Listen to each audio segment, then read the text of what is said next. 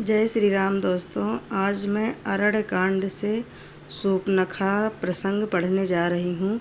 अगर वीडियो अच्छी लगे तो लाइक शेयर सब्सक्राइब ज़रूर करें और कमेंट में जय श्री राम ज़रूर लिखें। सूर्पनखा रामन के बहिनी, दुष्ट हृदय दारुण जस आहिनी। पंचवटी सो गई एक बारा, देखी विकल भई जुगल कुमारा। सूर्पनखा नामक रावण की एक बहन थी जो नागिन के समान भयानक और दुष्ट हृदय की थी। वह एक बार पंचवटी में गई और दोनों राजकुमारों को देखकर विकल काम से पीड़ित हो गई। भ्राता पिता पुत्र उर्गारी, पुरुष मनोहर निरखत नाय। होई विकल सक मनहि न रोकी, जिम रवि मनि द्रव रवि बिलोकी। काक भसुंडी जी कहते हैं, हे गरुड़ जी, सूर्पनखा जैसी राक्षसी धर्म ज्ञान शून्य कामाध्य स्त्री मनोहर पुरुष को देखकर चाहे वह भाई पिता पुत्र हुई हो, विकल हो जाती है और मन को नहीं रोक सकती। जैसे सूर्य कांत मणि सूर्य को देखकर द्रवित हो जाता है, ज्वाला से पिघल जाती है। रुचिर रूप धरि प्रभु पहि जाई, बोली बचन बहुत मुस्का। तुम सम पुरुष नमो सम नारी, यह संजोग विधि रचा बिहारी। वह सुंदर रूप धरकर प्रभु के पास जाकर और बहुत मुस्कुराकर वचन बोली, ना तो तुम्हारे समान कोई पुरुष है, ना मेरे समान स्त्री। विधाता ने यह संयोग जोड़ा बहुत विचार कर रचा है। मम अनुरूप पुरुष जग माही, देख्यऊ खोजी लोक त्यों नाय। ताते तब लगी रहूं कुमारी, मनुमाना कछु तुम्हि निहारी। मेरे योग्य पुरुष वर जगत भर में नहीं है। मैंने तीनों लोकों को खोज देखा, इसी से मैं अब तक कुमारी अविवाहित रही। अब तुमको देखकर कुछ मन माना चित ठहरा है। सीतहि चितहि कहीं प्रभु बाता, है कुंवर मोर लघु भ्राता। गई लक्ष्मण रिपु भगिनी जानी, प्रभु बिलोकी बोले मृदुबानी। सीता जी की ओर देखकर प्रभु श्री रामचंद्र जी ने यह बात कही कि मेरा छोटा भाई कुमारा है। तब वह लक्ष्मण जी के पास गई। लक्ष्मण जी उसे शत्रु की बहन समझकर और प्रभु की ओर देखकर कोमल वाणी से बोले, सुंदरी सुनु मैं उनकर दासा, पराधीन नहीं तोर सुपार। प्रभु समर्थ कौशलपुर राजा, जो कछु करहि उन्हीं सब झाजा। हे सुंदरी सुन, मैं तो उनका दास हूँ, मैं पराधीन हूँ, अतः तुम्हें सुभिता सुख न होगा। प्रभु समर्थ हैं, कौशलपुर के राजा हैं, वे जो करें उन्हें सब फबता है। सेवक सुख चाह मान भिखारी, व्यसनी धन शुभ गति विविचार। लोभी जसु चाचार गुमानी, नभ दुहि दूत चाहत ये प्राणी।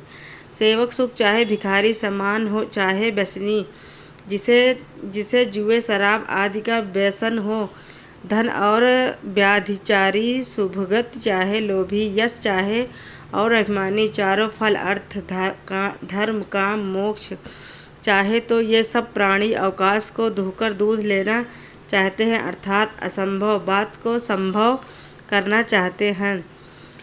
पुनि फिरि राम निकट सोवाई, प्रभु लक्ष्मण पहि बहुरि पठाई। लक्ष्मण कहाँ तोई सोबर, जो तुन तोरी लाज परिहरहीं। वह लौटकर फिर श्री राम जी के पास आई। प्रभु ने फिर उसे लक्ष्मण जी के पास भेज दिया। लक्ष्मण जी ने कहा, तुम्हें वहीं बरेगा जो लज्जा को तृण तोड़कर अर्थात प्रतिज्ञा करके त्याग देगा, अर्थात जो निपट निर्लज्ज होगा।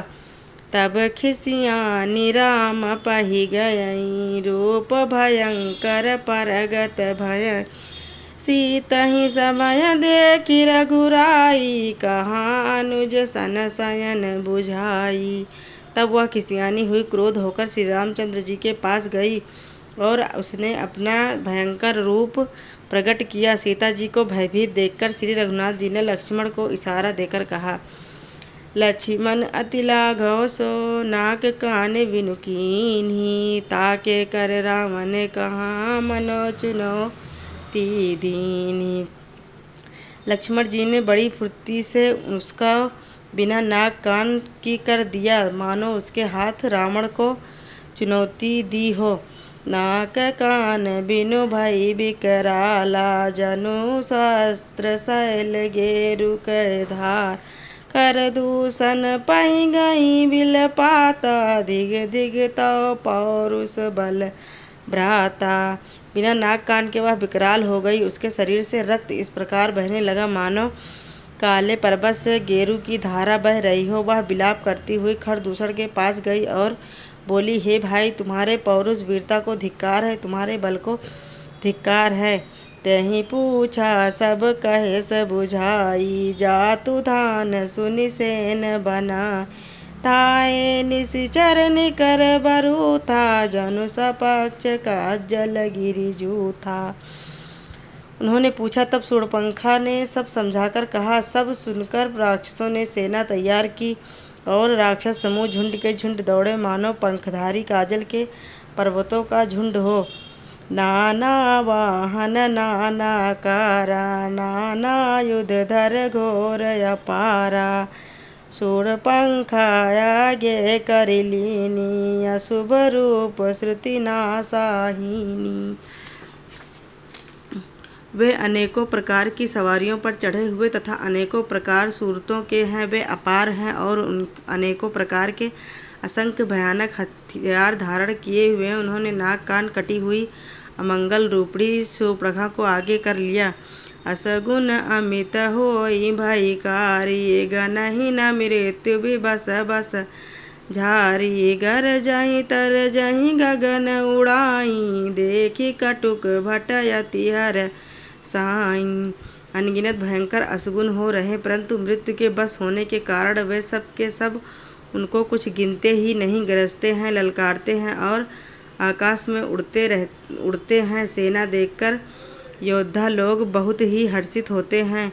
कौ कह जियत धरऊँ दो भाई, धरि मारऊँ तिय लेहूँ छड़ा, तूरी पूरी नभ मंडल रहा, राम बोलाई अनुज सन कहा। कोई कहता है दोनों भाइयों को जीता ही पकड़ लो, पकड़कर मार डालो और स्त्री को छीन लो। आकाश मंडल धूल से भर गया। तब श्री राम जी ने लक्ष्मण जी को बुलाकर उनसे कहा,